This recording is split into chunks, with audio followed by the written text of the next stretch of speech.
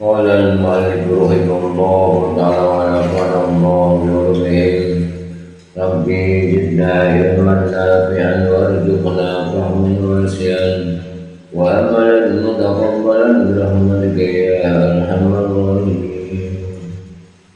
بسم الله الرحمن الرحيم.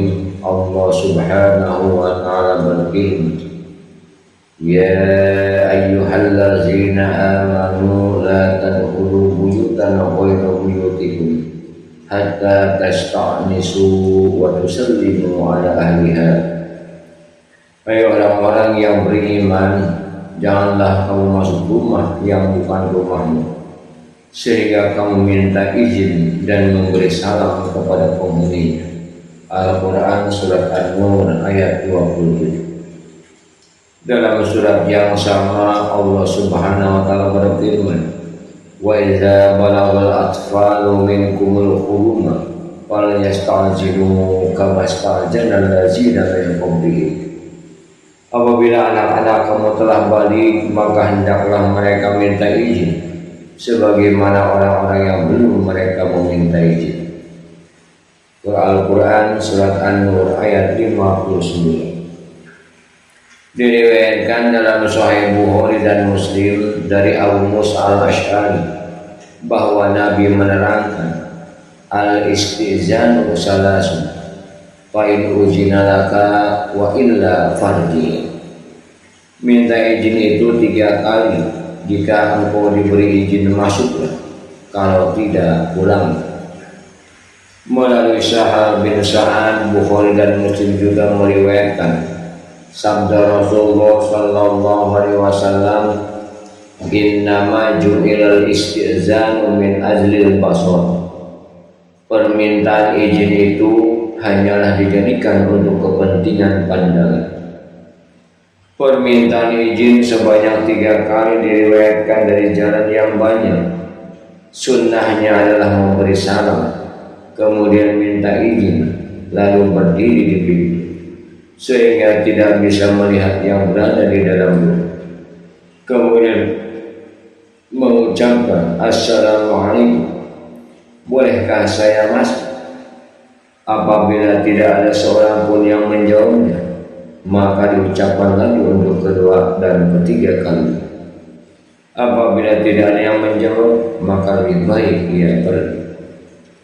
Dengan isnad Sahih, Abu Daud meriwayatkan dari Rubayyin bin Hirasyid, seorang tabi'in yang berkata, diberitakan kepada kami oleh seorang lelaki dari Bani Amir yang minta izin kepada Rasulullah sallallahu alaihi wasallam sedang beliau ada di rumah.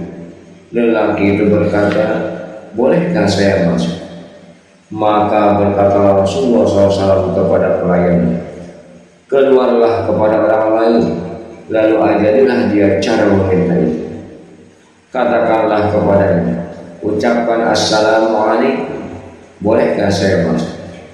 Lelaki itu pun mendengarnya, lalu mengucapkan Assalamualaikum, bolehkah saya masuk? Mendengar itu Nabi mengizinkan orang itu masuk.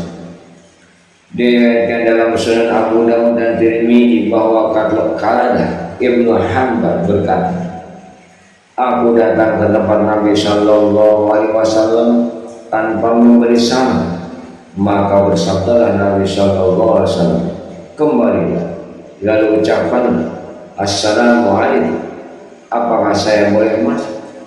Tirmidzi menggolongkan sebagai hadis hasan. Dalam hal ini Al-Mawardi menyebutkan 3 pendapat. 1. Mendahulukan salam daripada meminta izin adalah benar. 2. Mendahulukan minta izin daripada salam. 3. Jika orang yang minta izin bertemu muka dengan tuan rumah sebelum masuk, maka dia mendahulukan salam. Jika tidak bertemu muka, maka ia mendahulukan permintaan izin. Inilah yang benar. Timbul pertanyaan, apakah telah minta izin 3 kali dan tidak diberi izin kepadanya, dan ia menduga bahwa tuan rumah tidak mendengar, maka apakah itu perlu menambah permintaan izin? Ibnu Arabi menyebutkan tiga pendapat mengenai hal ini, yaitu mengulanginya, tidak mengulanginya. Jika dengan lafaz seperti tersebut di atas, maka tidak perlu mengulanginya. Jika dengan kalimat lain, maka ia harus mengulanginya. Ibnu Arabi menambahkan yang paling benar adalah tidak mengulanginya sama sekali. Pendapat yang dikemukakannya ini adalah yang dikehendaki sunnah. Patut bagi seseorang yang minta izin kepada orang lain dengan salam atau dengan mengetuk pintu untuk ditanya siapakah, hendaklah ia menjawab fulan bin fulan atau fulan al fulani atau fulan yang dijuluki begitu atau yang semacamnya, sehingga terjadi pemberitahuan yang sempurna. Tidaklah disukai menyingkat dengan ucapan saya, pelayan atau lainnya yang tidak jelas. Disebutkan dalam Sahih Bukhari dan Muslim tentang peristiwa Isra bahwa Rasulullah SAW menerangkan, summa sa'ida bi Jibril ila sama'i dunya fastabta faqila man had qala Jibril qila wa man ma'aka qala Muhammad summa sa'ida bi ila sama'i saniyah wa salisa wa sa'irihinna wa yuqalu bi babi kulli sama'i man had fayaqul Jibril. Kemudian Jibril menaikkan aku ke langit dunia, lalu minta dibukakan, maka ditanyakan siapa ini? Ia menjawab Jibril. Ditanyakan lagi siapa yang bersamamu? Jibril menjawab Muhammad. Kemudian ia menaikkan aku ke langit yang kedua, ketiga dan langit-langit yang lain. Tiap-tiap pintu di langit ada yang menanyakan siapa ini? Ia pun menjawab Jibril. Abu Musa radhiyallahu anhu berkata, ketika Nabi berada di kebun, beliau duduk di atas sumur. Abu Bakar datang dan minta izin. Beliau bertanya siapa? Ia menjawab Abu Bakar. Umar juga datang dan minta izin. Beliau bertanya siapa? Ia menjawab Umar.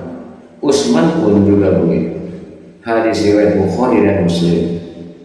Diriwayatkan dalam Sahih Bukhari dan Muslim dari Jabir radhiyallahu anhu yang berkata, aku datang kepada Rasulullah SAW dengan mengetuk pintu. Beliau bertanya, siapa ini? Aku menjawab saya. Beliau berkata saya. Seakan-akan beliau tidak menyukainya.